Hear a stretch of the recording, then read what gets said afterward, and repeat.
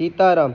हम आज एक जगह बैठे थे, वहाँ बात निकली, साहब क्या ईश्वर मिलता है, ईश्वर की प्राप्ति होती है, ईश्वर मिल जाता है? हमने कहा आपने भी ईश्वर जानने की प्रक्रिया ही नहीं जानी साहब, क्या ईश्वर मिलेगा आपको, क्या ईश्वर? हम मतलब उस में गए, उस तह तक अभी गए ही नहीं, उस दायरे में अब हम गए, ऐसा दायरा है ईश्वर को प्राप्त करने का, ऐसा उसमें हम गए ही नहीं कभी, तो क्या ईश्वर प्राप्त होगा? कैसे ईश्वर की प्राप्ति को इतना आसान समझते हैं आप?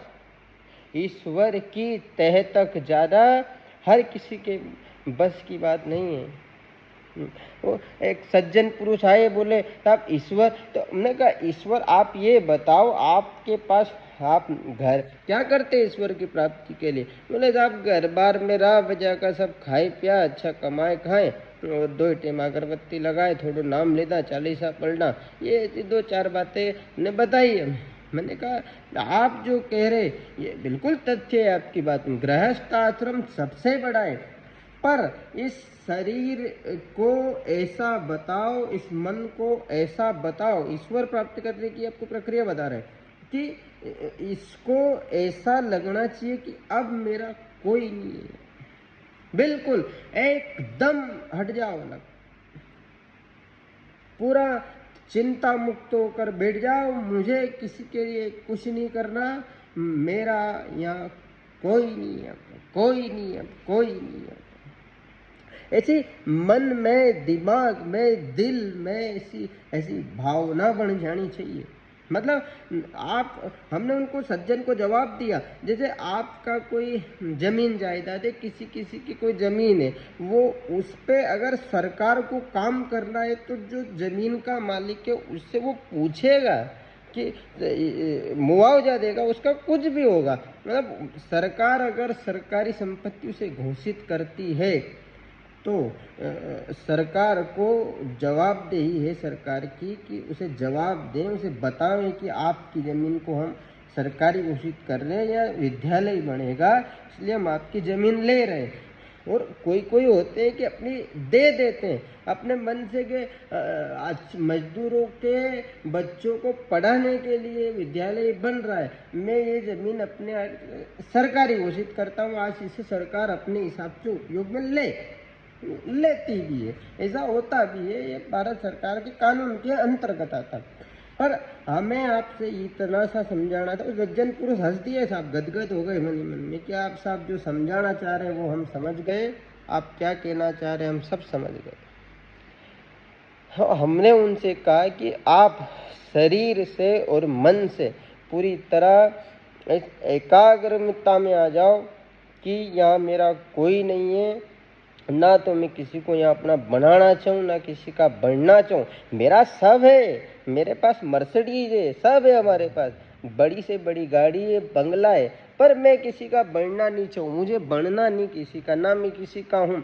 आत्मा को ऐसा समझा दो, शरीर को ऐसा समझा दो, जिस दिन ये आत्मा और शरीर सरकारी घोषित हो जाएगा, सरकारी जमीन घोषित हो जाएगा, उस दिन वो जो सरकारों का भी ऊपर जो सरकार है वो उसको समझ आ गया कि ये सरकारी प्लाट पड़ा है अपना यार, इस पे कुछ तो वो फिर काम करेगा इस पे। अगर आपने मन से घोषित नहीं करा तो वो फिर कहेगा कि यार अभी प्राइवेट जमीन है, थोड़ा अड़चन है यार, कागज पानड़ा का काम है, अभी नहीं जाएंगे इसके, तो वो आप पे नज़र कम कर देगा। और अगर आपने इसको मन से और तन से सरकारी घोषित करना चालू कर दिया, इस शरीर को, मन को, यहाँ जमीन की बात नहीं कर रहे, सब जमीन जायदाद जाए भाड़ में, हमें कोई मतलब नहीं, वो जाए उनका काम करे, सब अपने अपनी जाने, हम तो राम की बात आज आपके बीच में कर रहे हैं। सब अपनी जमीन जायदाद सरकारी सब कर रहे हैं, सब सरकार अपना काम कर रही है, जमीन वाला जमीन का काम कर रहा है, सब अपना प्लॉट लेके बैठे हैं, सब बढ़ाने में लगे हैं, पैसे सब चल रहा है।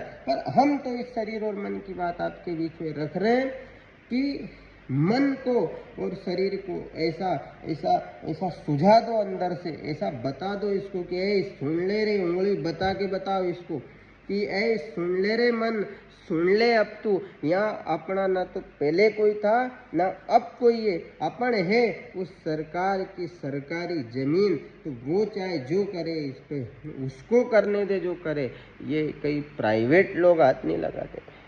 हमारा इतना सा तात्पर्य है कि वो जब हमारा शरीर छूटे, हम यहाँ से जावे, तो लेने वो आए, उसके कहीं पार्षद हाथ नहीं लगा दे, यमदूत आके हाथ नहीं लगा दे। अगर सरकारी जमीन रहेगी तो कोई कंपनी वाला आके हाथ नहीं घुसेड़ेगा, सरकार का आदमी आएगा और सरकार का आदमी खुद आएगा, कहेगा ये सरकारी जमीन है, कंपनी का यहाँ कोई काम नहीं। ऐसे ऐसे बहुत उदाहरण है, हम आपको गिना सकते हैं। ऐसी हम उदाहरण पे नहीं जाएंगे, हम आपको खाली एक तात्पर्यता पे ले जा रहे हैं, इसके मूल पर ले जा रहे हैं। आपको समझना पड़ेगा कि क्यों आवश्यकता इस प्रक्रिया की पड़ी, क्यों इस मन और तन को परमात्मा को समर्पित करना पड़ा, तब जाके उसने हमारी ओर नजर डाली। करते रहो, हम तो कह रहे ऐसा काम करते रहो आप जीवन में कि उसकी नजर आपके घर आंगन पे पड़ती रहे। हम बहुत बार बोलते हैं ये बात, आप ध्यान दे लेंगे, अगर थोड़ा सा अपने राम और अपने काम पे थोड़ा सा ध्यान दे लेंगे, तो हो सकता है आपके बहुत सारे प्रश्न बैठे के बैठे भीतर के भीतर हल हो जाएंगे।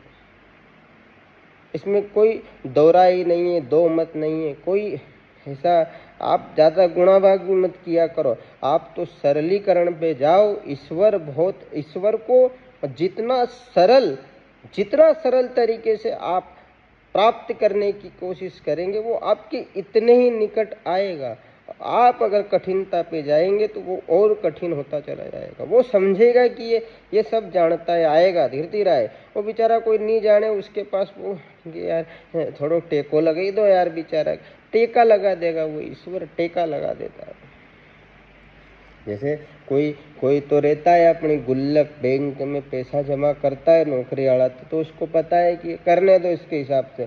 पर एक वो उधर भी होते हैं, माँ बाप बोलते हैं बेटा तू तेरे लिए गुल्लक ला, गुल्लक में पैसे डाल, और अगर दशहरा तक कपड़ा के तेरे पैसे नहीं हुए तो जितना घटेगा तेरा बाप डाल देगा। मतलब 700 का कपड़ा है और तेरे 550 है तो 150 मैं डाल दूंगा। बेटा तू घबराए मत, तू इकट्ठा तो कर। ऐसे राम को इकट्ठा तो करो, उसको प्राप्ति करने की बात तो करो, थोड़ा वो टेका लगा देगा। आप टेके के भरोसे थोड़ी जिंदगी तो जियो, मजे आएंगे। सरलीकरण में जाओ, थोड़े सरल चीजों में जाओ, ज्यादा उलझो भी मत, हर किसी की बात भी मत मानो। थोड़ा सा अगर ईश्वर को सरल करोगे तो वो मिल भी जाएगा, और आपके संसार में आने वाली दिक्कतें भी शायद हो सकता है वो खत्म कर दे, क्योंकि माया उसकी दासी है और माया आपको यहाँ सताती है। वो माया को इशारा करेगा ये अपना आदमी है, कोई कैसे फोन कर देता है ना, ये अपना आदमी है रे, इसको मत, इसको पुलिस वाला का बोल देता है थाने में नेता कि ये अपना वाला, इसको मत छेड़ना, ऐसा माया को भी बोल देगा कि ये अपने वाला है।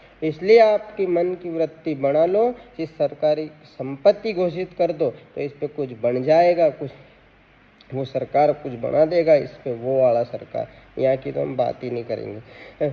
आप तो बस उस पे ध्यान दो, अपने आराध्य को पूजो, अपने आराध्य को भजो, नाम जप में अपनी श्रद्धा बढ़ाओ, और मन को खाली इतना सा समझा दो कि यहाँ अपना कोई नहीं है जी, यहाँ अपना कोई नहीं है जी, अब सिवाय री को छोड़ के अपना कोई नहीं है जी, यहाँ अपना कोई नहीं है जी, यहाँ अपना कोई नहीं है जी, अब सिवाय री को छोड़ के अपना कोई नहीं जी। ए समय सबल था जब तक भाई पड़ी नहीं कठिनाई, और समय ने जब करवट बदली रे, समय ने जब करवट बदली रे, तब कोई सहारा नहीं, तब कोई सहारा नहीं। घर घर आवाज लगाई, घर में से आवाज आई के यहाँ तो कोई नहीं है जी, तो सिवाय हरि को छोड़ के अपना कोई नहीं है जी, यहाँ अपना कोई नहीं है जी, यहाँ अपना कोई नहीं है जी। सीताराम।